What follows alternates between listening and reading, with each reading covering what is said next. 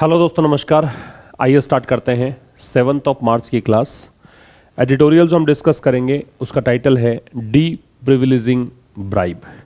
और ये जो एडिटोरियल है ये आपको मिलेगा कल मीन्स 6 मार्च के न्यूज़पेपर में। डी प्रिविलेज क्या होता है पहले आप समझिए। प्रिविलेज क्या होता है, फिर डी ई प्रीफिक्स लगा के उसका एंटोनिम बना दिया जाता है। तो प्रिविलेज जो है इसका मतलब होता है विशेषाधिकार। ये जो एक वर्ड है प्रिविलेज, ये प्रिविलेजिंग तो उसने वर्ब बना दिया, बाकी जो वर्ड है प्रिविलेज,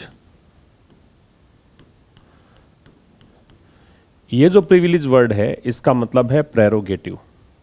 क्या मतलब है? प्रेरोगेटिव, विशेषाधिकार। इसे आप एडवांटेज भी कह सकते हैं। अब विशेषाधिकार देना ये इसका वर्ब का मतलब होगा, और डी लगाने से मतलब है विशेषाधिकार नहीं देना, विशेषाधिकार नहीं मानना। किसको? ब्राइब, रिश्वत को। रिश्वत को पे ऑफ भी बोल सकते हैं, जो इस एडिटोरियल में आपको मिलेगा। ठीक है, तो ये क्या कहना चाह रहा है कि रिश्वत को विशेषाधिकार नहीं मानना, कि रिश्वत विशेषाधिकार नहीं है। किसको लेकर लिखा गया है? On overruling the majority verdict in PV Narasimha Rao versus state. एक केस है PV Narasimha Rao versus state, इसमें ओवररूल किया गया है। ओवररूल का मतलब है रेसिंड करना, RESCIND। इसे ही हम कहते हैं रिवॉक, REVOKE। इसे ही कहते हैं रिपील, REPEAL। ठीक है, तो किसको लेकर लिखा गया है? ओवररूल करने को लेकर। ओवररूल का मतलब हो गया रद्द करना। किसको? द मेजोरिटी वर्डिक्ट को, जो बहुमत वाला निर्णय था। वर्डिक्ट का मतलब डिसीजन होता है, ये डिक्री भी कह सकते हो, कोर्ट का निर्णय, और मेजोरिटी मतलब बहुमत। तो बहुमत वाला जो निर्णय था इस केस में, उसको निरस्त करने को लेकर एडिटोरियल लिखा गया है। ठीक है, वोटर्स शुड नो, वोटर्स को जानना चाहिए। वोटर्स की वर्ब है वो शुड नो है। That MPs do not act under monetary inducement. क्या जानना चाहिए? कि जो एमपीज है, सांसद हैं, वो काम नहीं करते हैं किसके तहत? मॉनेटरी मतलब मौद्रिक, पैसों से संबंधित। इंड्यूसमेंट का मतलब होता है प्रलोभन, इसे आप कहते हैं टेम्पटेशन, या इसे आप कहेंगे इंसेंटिव। तो वोटर्स को ये जानना चाहिए क्या? कि एमपीज जो हैं, दैट यहां कंजंक्शन हो जाएगा। एमपीज की वर्ब है वो डू नॉट एक्ट है, जिसमें डू हेल्पिंग वर्ब है, ये एडवर्ब ऑफ निगेशन है, ये मेन वर्ब है। अंडर है वो प्रेपोजिशन है। कि एमपी जो है, सांसद जो है, मॉनेटरी इंड्यूसमेंट के तहत काम नहीं करते हैं, ये पैसों के लिए काम नहीं करते हैं।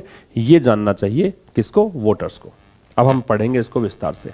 उससे पहले बता देता हूं कि एक कोर्स अपना चल रहा है एसएससी के लिए। अभी सीपीओ की वैकेंसी भी, चूंकि अब नोटिफिकेशन आ चुका है, तो अगर आप सीपीओ की प्रिपरेशन कर रहे हैं, या सीजीएल की तैयारी कर रहे हैं, या सीएचएसएल है, या एमटीएस है, कोई भी एसएससी संबंधित एग्जाम हो, या सीडीएस का एग्जाम हो, या एनडीए का परीक्षा हो, उन सभी के लिए एक कोर्स लॉन्च किया गया है, जिसमें हम ग्रामर भी डिस्कस करेंगे, जिसमें हम वोकैब भी डिस्कस करेंगे, जिसमें हम कॉम्प्रीहेंशन भी डिस्कस करेंगे।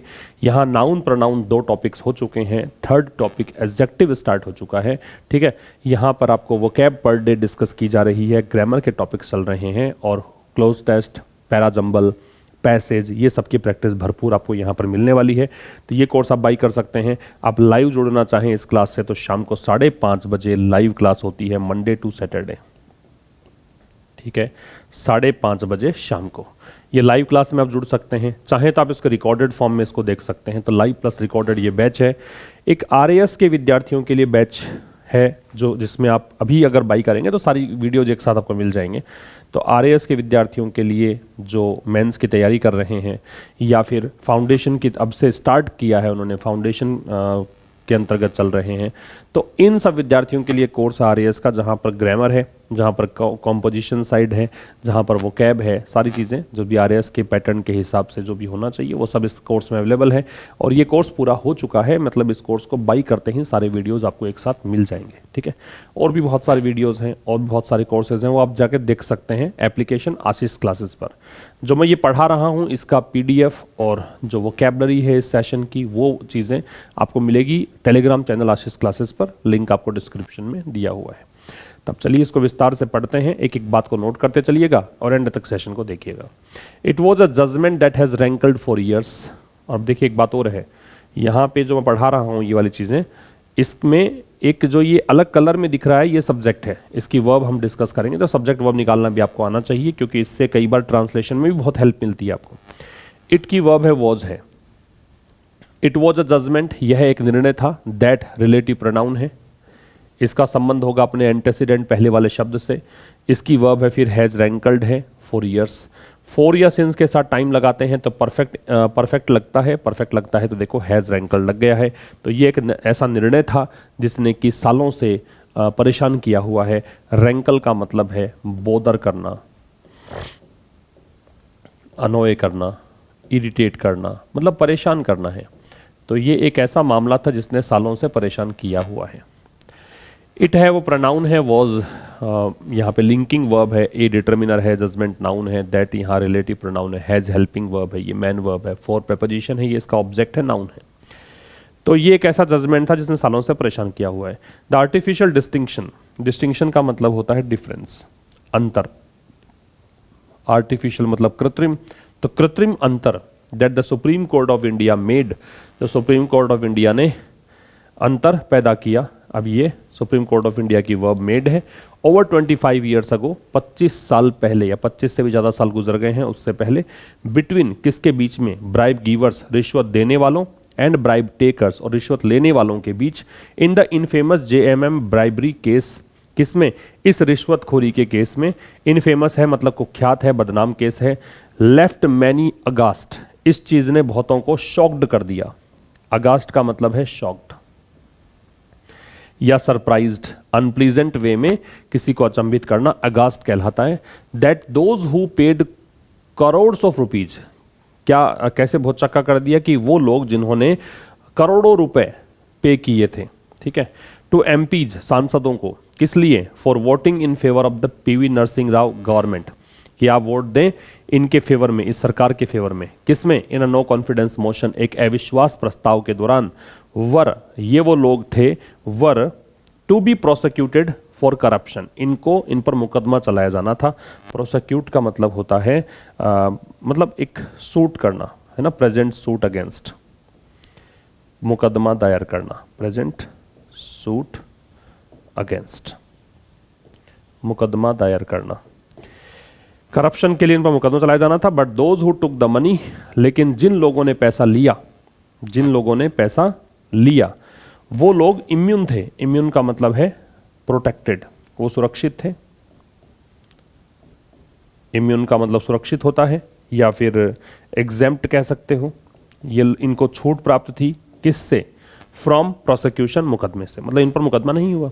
फिर समझिए, आर्टिफिशियल डिस्टिंक्शन जो कि सुप्रीम कोर्ट ऑफ इंडिया ने दिया था 25 सालों पहले, किसके बीच में? ब्राइब टेकर्स और ब्राइब गिवर्स के बीच में। इस ब्राइबरी वाले केस में इस आर्टिफिशियल डिस्टिंक्शन की वर्ब है वो है लेफ्ट। इसने बहुत सारे लोगों को, ये मैनी जो है ये प्रोनाउन है यहाँ पे। मैनी वैसे डिटर्मिनर होता है अगर इसके बाद नाउन लगाते हैं तब, अगर नाउन नहीं लगाते हो तो इसे आप कहिएगा प्रोनाउन है। किस केस में? मतलब इस केस में इसने बहुत सारे लोगों को शॉक्ड कर दिया कि दोज हु पेड, अब याद रखना दोज और हु का कॉम्बिनेशन होता है। हु से पहले कभी दे या देम नहीं आता है, दोज हु आता है। याद रखना, हु से पहले कभी दे और देम नहीं आता, परीक्षा में क्वेश्चन आता है बहुत बार। तो वो लोग जिन्होंने करोड़ों रुपए दिए थे। अभी करोड़ क्यों लिखा? क्योंकि करोड़ से पहले कोई संख्या तो दे नहीं रखी है आपको, कोई निश्चित संख्या नहीं है, तो इसको प्लूरल फॉर्म में लिया गया है, करोड्स। करोड़ों रुपए दिए MPs को, MP का बहुवचन है MPs। किस लिए? PV नरसिंह राव गवर्नमेंट के में सपोर्ट देने के लिए, इनको वोट देने के लिए। किस में? नो कॉन्फिडेंस मोशन, मतलब अविश्वास प्रस्ताव के दौरान। तो जिन्होंने पैसा दिया था वो लोग जो थे, अब ये दोज की वर्ब है वर, टू बी प्रोसिक्यूटेड, उन पर तो मुकदमा चलाया जाना था करप्शन के लिए, लेकिन जिन लोगों ने पैसा लिया वो सुरक्षित थे मुकदमे से। समझ में आ रही है? ये डिस्टिंक्शन किया था और इस कारण से लोग शॉक्ड रह गए कि पैसा लिया उनको तो आपने छोड़ दिया, और पैसा दे रहे हैं उनको आप प्रोसिक्यूशन के तहत लेके आ रहे हैं, मतलब उन पर मुकदमा चला रहे हैं। अब यहाँ कुछ काम की बातें बता देता हूँ। एक तो बिटवीन के साथ में एंड लगता है, ये बिटवीन रहा, ये एंड रहा, एक तो ये याद रखिए। एक दोज हु वाला कॉन्सेप्ट याद रखिए। एक सब्जेक्ट वर्ब देखेंगे, आर्टिफिशियल डिस्टिंक्शन की वर्ब है वो लेफ्ट है, लीव की सेकंड फॉर्म है। सुप्रीम कोर्ट ऑफ इंडिया है, उससे पहले दे लगेगा, इसकी वर्ब है वो मेड है। ओवर है वो से अधिक के अर्थ में आ रहा है, 25 सालों से भी ज़्यादा समय बीत गया है इस बात को उससे पहले, ठीक है। और बाकी इसमें कुछ खास नहीं था। बी के साथ थर्ड फॉर्म है तो पैसिव है, और तो कुछ खास नहीं है। इम्यून के साथ में फ्रॉम लगता है, याद रखिए, प्रोटेक्ट के साथ में फ्रॉम लगता है, ठीक है। इसका स्क्रीनशॉट आप ले सकते हैं।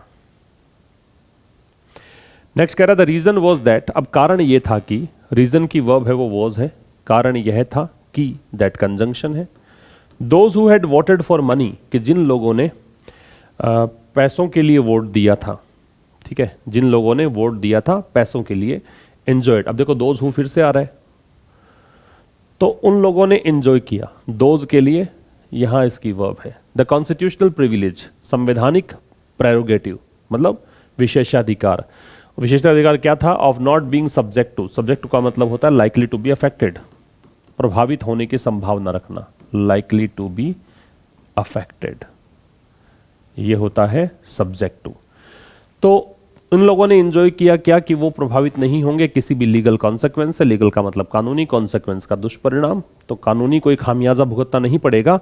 फॉर एनीथिंग सेड, कुछ भी उन्होंने कहा हो, और एनी वोट गिवन, या कोई भी वोट उन्होंने दिया हो पार्लियामेंट में, संसद में। याद रखना है पार्लियामेंट से पहले आर्टिकल नहीं लगता है, ये काम की बात है। पार्लियामेंट जो है ये दो तरीके से यूज करना है आपको। एक तो होता है जेनरिक रेफरेंस में, जेनरिक का मतलब इसमें दे नहीं रखा हो पार्लियामेंट कहाँ की है, कुछ विशेष टिप्पणी नहीं कर रखी हो तब।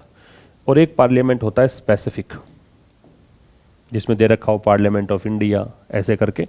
तो वहाँ जब ये स्पेसिफिक होता है उससे पहले हमें लगाना होता है द, और जब ये जेनरिक है तो इससे पहले हमें कुछ भी लगाना नहीं होता है। और ये बहुत इंपॉर्टेंट चीज़ है, प्रश्न कई बार इसके पूछ लिए जाते हैं, ध्यान रखेंगे आप इसको, ठीक है, ये ध्यान रखना है, इंपॉर्टेंट बात है।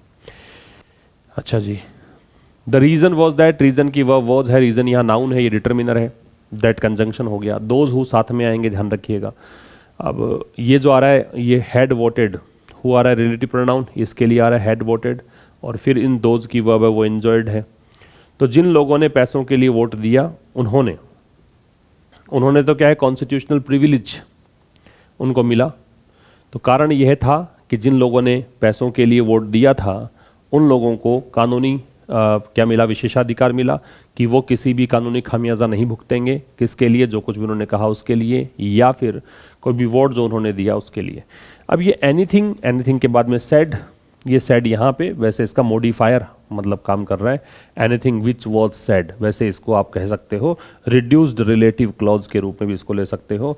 और वोट के लिए मॉडिफायर गिवन काम करेगा, वैसे एडजेक्टिव का काम कर रहा है, पोस्टपोज एडजेक्टिव है, वैसे ये मॉडिफायर कहो, वैसे रिड्यूस्ड रिलेटिव क्लॉज कहो, जो मन आए वो कहो, लेकिन ये आ रहा है इसको मॉडिफाई करने के लिए, ठीक है। इन पार्लियामेंट, इन प्रेपोजिशन है, ये इसका ऑब्जेक्ट है। कॉन्सिक्वेंस का दुष्परिणाम होता है, रिजल्ट, रिपरकशन, ये सब होते हैं। तो इसको आप कह सकते हो रिजल्ट। खास करके नेगेटिव जो परिणाम होते हैं उसको हम बोलते हैं रिपरकशन। ये सब इसके सिनोनिम्स हैं। आगे देखिए, there was one exception among the alleged bribe takers. Alleged का मतलब है परपर्टेड, या इसे कहेंगे सो कॉल्ड, तथा कथित कह दीजिए। देयर जब स्टार्ट में लेते हो एडवर्ब का काम करेगा, और इन्वर्जन लेता है, पहले वर्ब आएगी उसके बाद सब्जेक्ट है। तो एक अपवाद था, एक्सेप्शन अपवाद। तो एक अपवाद था किसमें? जो भी तथाकथित ब्राइब टेकर्स थे उनमें, जिन्होंने ब्राइब ली थी उनमें एक अपवाद था, उसका नाम था Ajit Singh. Who was accused, who इस व्यक्ति के लिए आ रहा है, इसकी वर्ब है वॉज अक्यूज्ड, पैसिव है, और ओव लगता है अक्यूज्ड के बाद में, प्रेपोजिशन लगा तो आगे आईएनजी लगेगा। तो एक अपवाद था इन तथाकथित ब्राइब टेकर्स के बीच, वो अपवाद का नाम, उस व्यक्ति का नाम था अजीत सिंह, जिसको कि आरोपी करार दिया गया था। किस लिए? पे ऑफ हासिल करने के लिए। पे ऑफ का मतलब ब्राइब, रिश्वत लेने के लिए। अब ये वॉज जो है वो अजीत सिंह के लिए है। अजीत सिंह को प्रोसिक्यूट किया जाना था, इन पर मुकदमा लगाया जाना था। To be plus third form लगाते हो तो ऐसा होना शेष था, अभी हुआ नहीं था, येट टू हैपन ऐसा अर्थ देता है। क्योंकि बिकॉज कंजंक्शन है। कारण क्या है? क्योंकि ही वॉज एब्सेंट, क्योंकि वो एब्सेंट थे, ही की वह वॉज है। ड्यूरिंग द वोटिंग, वोटिंग के दौरान, एंड वॉज दस स्ट्रिप्ड ऑफ, इसलिए इनको स्ट्रिप ऑफ किया गया। स्ट्रिप ऑफ का मतलब है डिप्राइव किया गया, इनको वंचित किया गया। डिप्राइव में भी ऑफ लगता है, स्ट्रिप में भी ऑफ लगता है, और डाइवेस्ट में भी ऑफ लगता है। तो डाइवेस्ट, स्ट्रिप और डेप्राइव तीनों में ऑव का प्रयोग आप करोगे। वो एब्सेंट थे वोटिंग के दौरान और इस कारण से उनको वंचित किया गया। किस चीज़ से? उस प्रोटेक्शन से जो एंजॉय किया गया, उस प्रोटेक्शन से, उस सुरक्षा से, उस इम्यूनिटी से जो प्राप्त थी उन लोगों को जिन्होंने वास्तव में वोट किया था। किसके टर्म्स में? इन टर्म्स ऑफ का मतलब है इस संबंध में, ब्राइबरी अग्रीमेंट, मतलब जो रिश्वत के संबंध में कोई समझौता हुआ उनका, और उनको जो ये प्रोटेक्शन हासिल था, संवैधानिक प्रोटेक्शन, वो इनको नहीं मिला क्योंकि ये वोट के दौरान अनुपस्थित थे। ठीक है, तो एक एक्सेप्शन था अमंग प्रेपोजिशन है। एक्सेप्शन किस में? एलिज्ड ब्राइब टेकर्स यहाँ पे नाउन है, एलिज्ड एडजेक्टिव है, दैट डिटरमिनर है। अजीत सिंह नाम हो गया। Who relative pronoun Ajit Singh के लिए, एंटेसिडेंट अजीत सिंह है। हु ये वॉज अक्यूज दे रखा अजीत सिंह के लिए, जिन पर आरोप लगाया गया था क्या लेने का? रिश्वत लेने का। अब अजीत सिंह के लिए वॉज टू बी प्रोसिक्यूटेड, इन पर मुकदमा लगाया जाना था, कारण था कि एब्सेंट थे वोटिंग के दौरान, ड्यूरिंग प्रेपोजिशन है, वोटिंग इसका ऑब्जेक्ट है। ठीक, और इस प्रकार से उनको प्रोटेक्शन जो था उनको मिला हुआ था, उससे उनको वंचित किया गया। प्रोटेक्शन किन लोगों के द्वारा एंजॉय किया गया? वो लोग, अब दोज हु फिर से आ रहा है, जिन्होंने एक्चुअली वोट किया था इस अग्रीमेंट के तहत। इसका स्क्रीनशॉट ले सकता है। The court has corrected this anomaly. Anomaly का मतलब होता है इरेगुलरिटी, इरेगुलरिटी, एबनॉर्मेलिटी, मतलब अनियमितता। कोर्ट ने ये जो अनियमितता थी उसको सही किया है। ये कोर्ट की वर्ब है, हैज करेक्टेड, पैसे ये प्रेजेंट परफेक्ट टेंस है। इन द लॉ, कानून में, रिलेटेड टू पार्लियामेंट्री प्रिविलेजेस, वो कानून जो संबंधित है, रिलेटेड में टू लगेगा, किससे संबंधित है? पार्लियामेंट्री, ये एडजेक्टिव हो गया। संसदीय, प्रिविलेज नाउन हो गया, विशेषाधिकारों से। बाय होल्डिंग दैट, ये होल्ड है वो जजमेंट देना है, ये निर्णय देते हुए कि, दैट कंजंक्शन हो गया कि देयर कैन बी, अब देयर से स्टार्ट है, एडवर्ब है, और कैन बी यहाँ पे वर्ब है, ये इसका सब्जेक्ट है, जिसमें इम्यूनिटी नाउन है, नो डिटरमिनर है, कि कोई इम्यूनिटी नहीं हो सकती for a member of parliament, किसी भी सांसद के लिए, या स्टेट लेजिस्लेचर, या विधानमंडल, राज्य विधानमंडल सदस्य है मतलब एमएलए वगैरह है उसके लिए, अगेंस्ट ए ब्राइबरी चार्ज, अगर उस पर रिश्वतखोरी का आरोप लगा है, in connection with the vote, vote के संबंध में, और स्पीच या फिर बोलने के संबंध में, लेजिस्लेचर विधानमंडल में। ठीक है, तो कोर्ट ने इस, दिस यहाँ पे है वो डेमोन्स्ट्रेटिव एडजेक्टिव है क्योंकि इसके आगे नाउन लग रहा है। तो कोर्ट ने इस अनियमितता को ठीक कर दिया कानून में, वो कानून जो संबंधित था किससे? संसदीय विशेषाधिकार से। क्या कहते हुए या क्या निर्णय देते हुए? ये निर्णय देते हुए कि कोई भी इम्यूनिटी नहीं हो सकती है, कोई भी सुरक्षा नहीं हो सकती है मेंबर ऑफ पार्लियामेंट या स्टेट लेजिस्लेचर के लिए, किसके अगेंस्ट? ब्राइबरी चार्ज अगर उनको लगा हुआ है उसके अगेंस्ट कोई सुरक्षा नहीं मिल सकती इनको। और किसके संबंध में? इन कनेक्शन विद का मतलब रिलेटेड टू ही है। अगर वोट उन्होंने दिया है रिश्वत लेकर, या रिश्वत लेकर कुछ उन्होंने भाषण दिया है विधानमंडल में, तो in overruling the majority verdict in PV Narasimha Rao versus state, मतलब निरस्त करने में, इन ओवररूलिंग, इन प्रिपरेशन तो आगे आईएनजी है, ओवररूल हमने पढ़ ही लिया, निरस्त करना है, रेसिंड है, रिपील है, रिवॉक है ना। ओवररूल करने में मेजोरिटी वर्डिक्ट को, बहुमत वाले निर्णय को, जो इस केस में हुआ था, एक 7 मेंबर की कॉन्स्टिट्यूशन बेंच, तो एक 7 सदस्य की कॉन्स्टिट्यूशन बेंच। याद रखिए 7 के साथ तो मेंबर्स आना चाहिए था, लेकिन इस मेंबर के बाद में एक और नाउन है कॉन्स्टिट्यूशन बेंच। तो ये जो मेंबर है वो इसका मॉडिफायर का काम करेगा, जो एडजेक्टिव की भूमिका में है। हालांकि मेंबर नाउन है लेकिन यहाँ पे एडजेक्टिव के जैसा काम कर रहा है, और एडजेक्टिव का प्लूरल हम बनाते नहीं हैं, इसलिए ये मेंबर ही रहेगा, मेंबर्स नहीं होगा। तो एक 7 सदस्य की कॉन्स्टिट्यूशन बेंच है, उसने फोरग्राउंड किया है। फोरग्राउंड का मतलब होता है टू गिव मोस्ट इंपॉर्टेंस, सबसे ज्यादा महत्व देना, टू अ पर्टिकुलर सब्जेक्ट, किसी विशेष विषय को, किसी भी एक विषय को बहुत ज्यादा, सबसे अधिक महत्व देना, यह कहलाता है क्या? फोरग्राउंड। प्रोबिटी का मतलब होता है इंटीग्रिटी, इंटीग्रिटी कह सकते हो, ऑनेस्टी कह सकते हो, ईमानदारी, सत्यनिष्ठा। ठीक है, तो 7 सदस्य की जो कॉन्स्टिट्यूशन बेंच है उसने जो ये इस संबंध में जो मेजोरिटी वर्डिक्ट था उसको निरस्त करते हुए निर्णय दिया है। क्या कहा है? कि ईमानदारी सबसे इंपॉर्टेंट है। ईमानदारी को उन्होंने सबसे इंपॉर्टेंट कहा है और एक मेन एस्पेक्ट माना है। एस्पेक्ट का मतलब फैसेट होता है, पहलू। एक महत्वपूर्ण एस्पेक्ट माना है किसका? पार्लियामेंट्री फंक्शनिंग, मतलब संसदीय जो भी क्या कह सकते हो फंक्शनिंग है, जो भी संसदीय कामकाज है उसका सबसे महत्वपूर्ण एस्पेक्ट माना है ईमानदारी। ठीक है, ये था आज के इस एडिटोरियल में, एक बार इसका स्क्रीनशॉट आप ले सकते हैं। अब देखिए एक सेंटेंस है, ट्रांसलेट करना है आपको, ये हर दिन आपको मिलता है एक सेंटेंस, और धीरे धीरे आप शायद सीख रहे होंगे कैसे ट्रांसलेशन हिंदी टू इंग्लिश किया जा सकता है। प्रधानमंत्री नरेंद्र मोदी गुरुवार को वर्चुअल माध्यम से बिहार से जुड़ी पर्यटन की 5 योजनाओं का उद्घाटन व शिलान्यास करेंगे। देखिए सब्जेक्ट क्या है, सब्जेक्ट है प्रधानमंत्री नरेंद्र मोदी। चूंकि प्रधानमंत्री के साथ नाम जोड़ रखा है तो दे तो लगाना नहीं है, तो सीधा लिखना है पीएम नरेंद्र मोदी। ठीक है, आप पूरा नाम लिख दीजिएगा। और शिलान्यास करेंगे, उद्घाटन करेंगे, गा गे गी आएगा तो फ्यूचर इंडेफिनिट है तो विल लगेगा, विल इनोग्रेट। एंड शिलान्यास करने को बोलते हैं ले फाउंडेशन, ले द फाउंडेशन। अब शिलान्यास किसका है? ओ शिलान्यास है 5 योजनाओं का, इसलिए मैंने दे लगा दिया। द फाउंडेशन ऑफ 5 योजनाओं को क्या बोलते हैं? 5 स्कीम्स बोल दो। और ये किससे जुड़ी हुई हैं? रिलेटेड टू टूरिज्म, बिहार से जुड़ी पर्यटन की 5 योजनाएं। इसको टूरिज्म स्कीम कर दो आप, है ना। Foundation of 5 tourism schemes. Projects भी कर सकते हो, related to Bihar.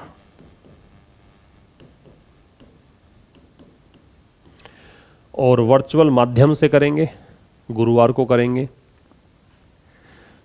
Through virtual medium. और थर्सडे को करेंगे ऑन थर्सडे।